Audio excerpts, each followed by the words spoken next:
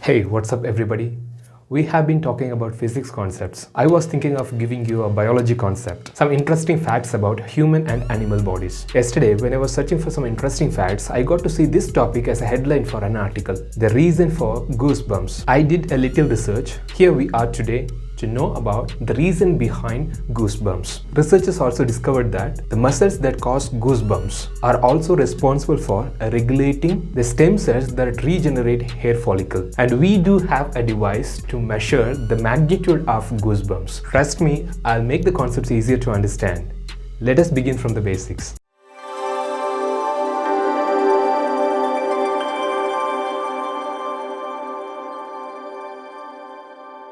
If anybody is new here, would like to support me, please make sure you hit that subscribe button. First thing is first, human body is composed of trillions of cells. These tiny structures are the basic functional and structural units of a living organism. Cells of same origin make tissues. Tissues make up organs. Number of organs make up organ systems. Organ systems work together to create an organism. This is how the human body is also made. There are different types of cells present in our human body. For example, bone cells, blood cells, fat cells, muscle cells, skin cells, nerve cells, endothelial cells, sex cells, pancreatic cells, cancer cells, and stem cells. Note stem cells. All these cells have got different functions in our body. For example, let us take nerve cells. Nerve cells are also called as neurons or nerve fibers. These neurons or nerve cells have got very complicated functions. Let us see them in simple words. Their common function is to process and transmit the information from one part of the body to other part of the body via electrical impulses. It is well-organized network function. Likewise, all the other types of cells have got specific functions. But stem cells are unique in that they originate as unspecialized cells and have the ability to develop into specialized cells, which can be used to build specific organs or tissues. These cells have got the ability to undergo cell division or replicate themselves in order to replenish and repair tissues. I'll give you a simple example so that you can understand the fullest. We might have seen number of articles which are made up of clay in our houses. These articles are well burnt in the furnace. For example, earthen pot, brick, etc. For simple comparison and understanding, if we take the earthen pot is like bone cell, brick is like blood cell, etc. So stem cells, which is like clay, can be used for making any type of cell. We will be able to make either bone cells or the blood cells or the fat cells, etc. Which means stem cells can be used for creating any other sorts of cells. I hope you got me. Now we have known what are stem cells. Let us see something about nervous system. Let us take autonomic nervous system, which is very much related to our topic, goosebumps. In our body, certain functions are voluntary and certain functions are involuntary. For example, I want to take a mobile phone. I can go ahead and take it, grab it, which is voluntary, subjected to my will and desire. Whereas if I see a snake at my foot, I'll jump off almost some 6 to 7 feet away from the snake. This response of our body is related to autonomic nervous system, which is not under our control, our will, which is not subjected to our will. It is completely involuntary. We cannot control it.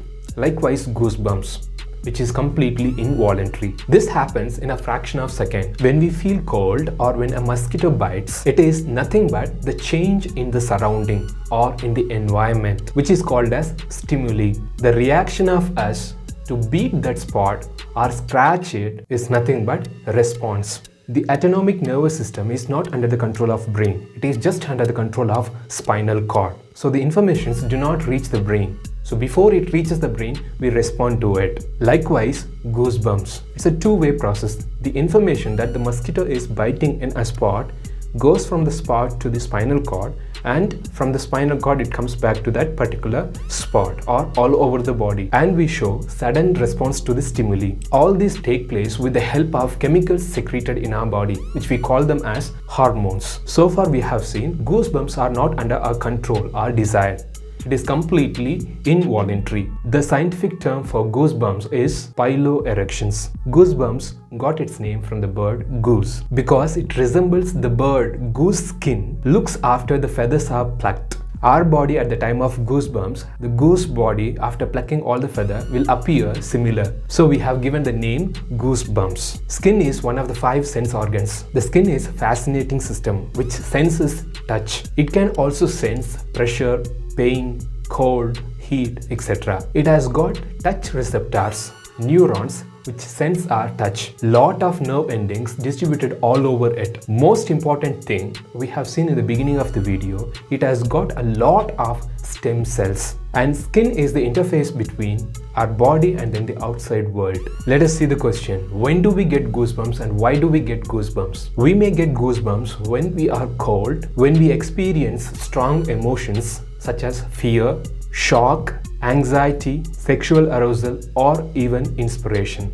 Goosebumps can suddenly pop up all over our skin.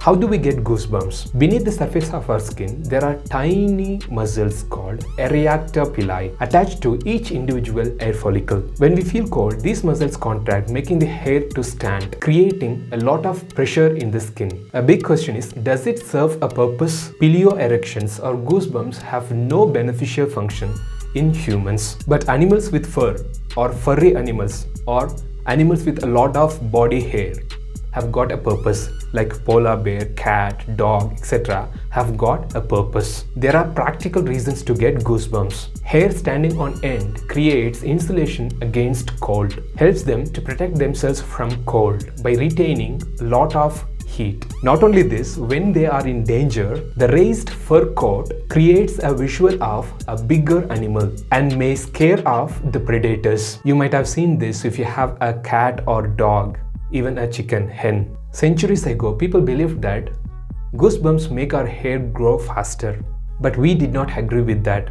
But recently, Harvard University has released a research paper article related to it that goosebumps help to grow hair. The autonomic nervous system has got 2 types of nervous systems in it. First one, sympathetic nervous system. Second one, parasympathetic nervous system. They do opposite functions. For example, sympathetic nervous system stimulates the dilation of our pupil, whereas parasympathetic constriction of the pupil.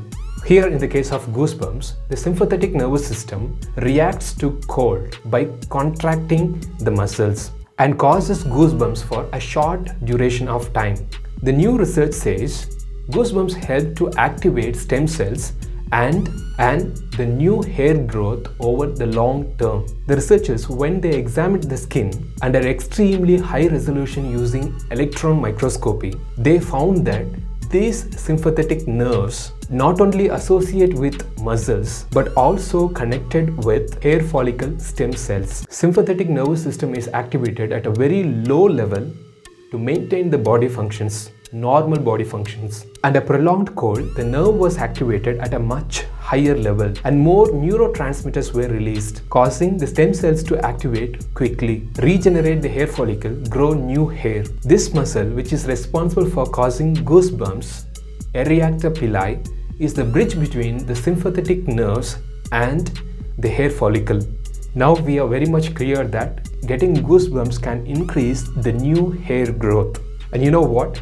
South Korean researchers have developed a device, goosebumps detector monitoring sensor, which can be just attached to our arm, 4 square centimeter in size, and a very thin sensor which can be used to measure how big our goosebumps are or how long the goosebumps last, and even the emotional state of humans. If you find this video informative, give me a thumbs up. If you think your friends also should know about goosebumps, please share the links with them. If you want me to talk about any of the topics that you are interested in, leave the topics in the comments below. And if you have any questions, leave them too. You can also check the description below to know the concepts that are discussed in this video. Thank you for watching. Love you all. See you in the next video. Bye bye.